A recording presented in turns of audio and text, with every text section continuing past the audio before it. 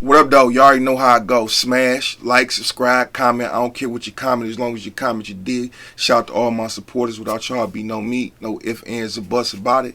You dig? Please go check out that Al Prophet interview. That's the biggest platform for guys like me to come on, up and coming artists, so on and so forth. That's our Vlad TV. That's our Say Cheese. Brought at almost a 500,000 subs, and I'm only like at 16K. I went up like 400 since he dropped the interview. People like it. Um, I'm grateful. You dig? Uh, please check it out. Please check it out. Please check it out.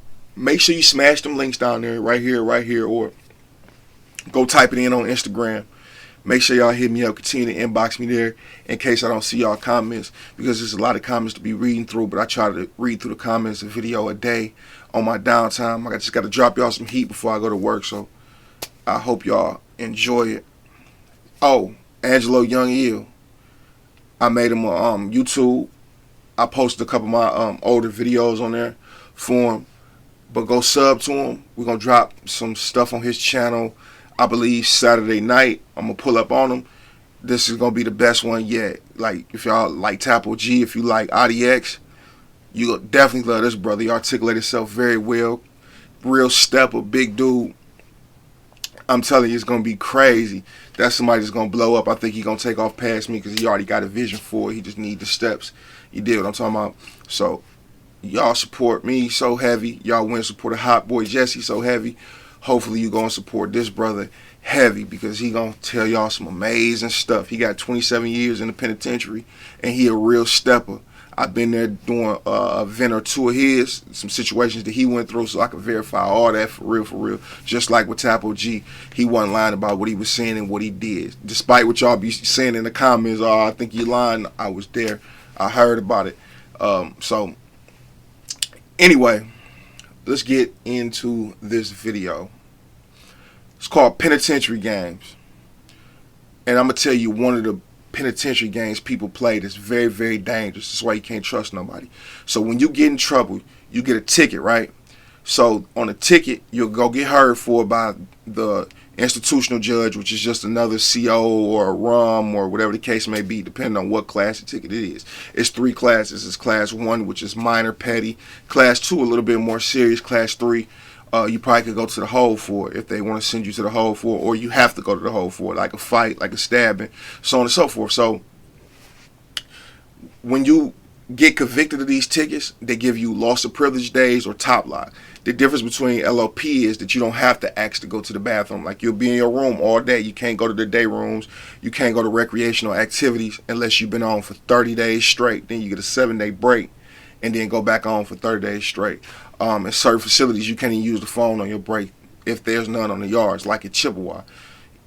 So if you're on top lock, every 30 minutes when an officer passes and do a round, hey, officer, can I go to the bathroom? Because if you get caught, they'll say, hey, let me get your ID. They'll look up, he on sanctions. Do you have permission to be out your room? All right, that's 4 more days on it. That's 5 more days on it. That's 7 more days on it, so on and so forth, right? So that's just breaking down what a ticket is. So a lot of people are on sanctions a long, long time, but they still want to make phone calls. They can't make phone calls under their number, because when you go use the phone, you got to put in your PIN number. And if the RUM, which is the manager of the unit, or the ARUS is a manager of the unit, when they check the phone logs, they'll see who's supposed to not be on the phone, or to notify them sometime, and they'll come write you a ticket and say, hey, you weren't supposed to be on the phone. You got 30 days loss of privileges on phone now, and 3 more days on top lock, so on and so forth. So you'll give your people number, whoever you want to call, to somebody else. And that lies the problem right there. Some guys are so desperate, so thirsty, they know you will hurt them, but they'll get on the phone with your people, hear a woman voice for the first time in a while, and try to fall in love. And you'll go to the hole, and a dirty, grimy guy go to the phone, call your people and say, hey, he says send him $50 here, send him $100 here. And he'll never get it. The guy that's in the hole, they'll send it to them, and then they don't know who called. They don't know who asked for the money, because you don't ask so many people to go call your people. They don't know. So, long story short, I remember one day, a guy named Giovanni, think he was from I want to say Schoolcraft. Giovanni was from Schoolcraft, and this guy named Raw. Raw, about a 40-year-old cat, been down since he was like 17, 18 years old. Hopefully he about to get out due to juvenile lifer's law or something like that. So, but anyway, Raw used to make phone calls for Giovanni.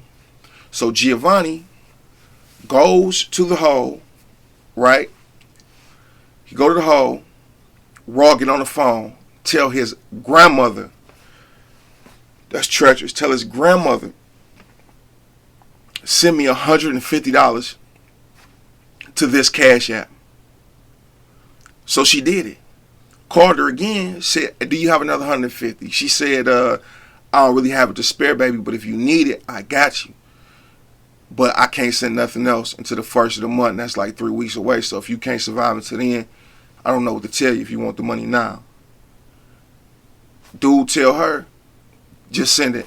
I'll be cool on the money. So I think he thought that Giovanni wasn't getting back out the hole for that fight that he had. Right? Thought he probably wasn't getting back out the hole. Then he called Giovanni baby mother and started talking to her and kicking it with her. And she fall for it. Talking to him, sending him letters, whatever, for a couple weeks. Guess who come out the hole? Giovanni come up out that hole.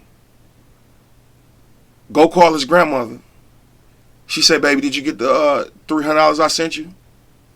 He like, what? I ain't asked for no money. Where you send that at? It ain't nothing in my account? What, you got some care packs or something? She like, nah. About 2 weeks ago, somebody called me and said send money here, there. Say, what? Who was it? She couldn't recall the name or who it was, and he couldn't put it together in his head. So he said, where did you send it at? What did you send it through? Was it Western Union? Do you got a last name? She's like, no, I sent it through Cash App to your sister. He said, go ask my sister, what's the name on the Cash App? So she went, looked up the name on the Cash App, and the name on the Cash App didn't match nobody's last name. It was a nickname. So they put it in on Facebook. He told her his sister put it in on Facebook. Then pop up on Facebook. But it popped up on Snapchat a couple days after because he was pondering about it. It's all in his head. He checking people, everybody denying it, right? So they put it in on Snapchat, and it popped up with a name on it. And it's the same last name as Raw Grimy. And Raw from Ben Harbor. Oh, grimy, dirty muff. Right, so get the last name on it. He don't say nothing, though. He don't say nothing. He go get a lock in the sock, and he go get a razor. And on that toothbrush, he had like, I think 3 razor blades on it.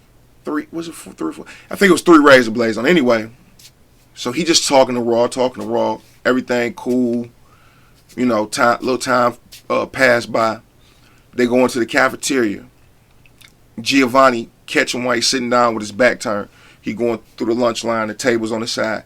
So he catch him, right? He take the razor blade on his face, cut from here across his lips up to the top of his head.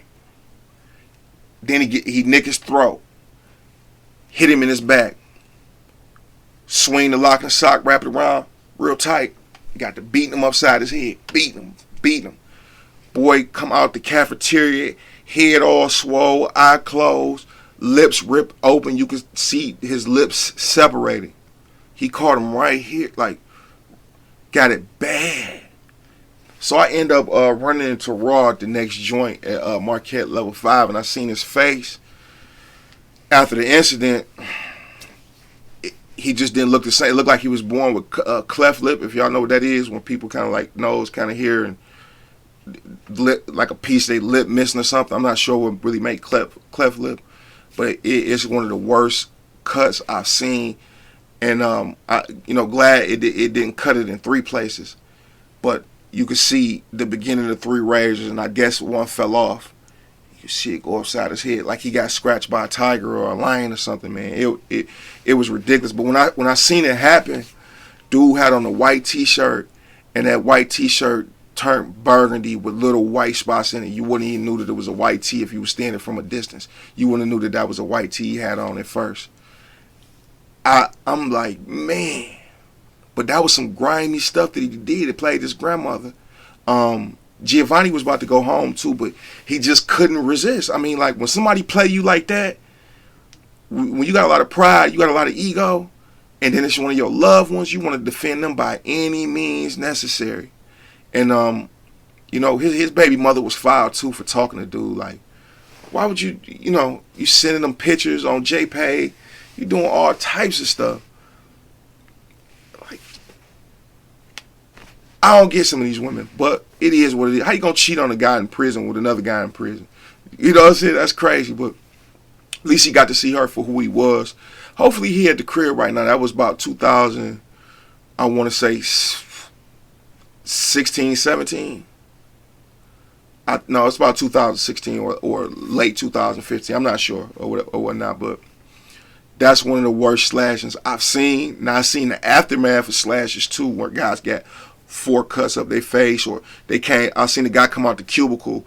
I guess they knocked him out and played tic-tac-toe on his face, like he got X's and O's on his face to this day, on his forehead. You know, I've seen guys with the slashes across their throat. Dudes get treacherous in a joint, but I can't lie and say you didn't deserve that when you robbing people, especially taking advantage of an elder woman. That's crazy, ain't it? You did what I'm talking about, but I want to tell y'all that story about, that's probably one of the worst cuttings I've seen, man. I hope y'all enjoyed this video, man. Peace and blessings be to y'all. Big old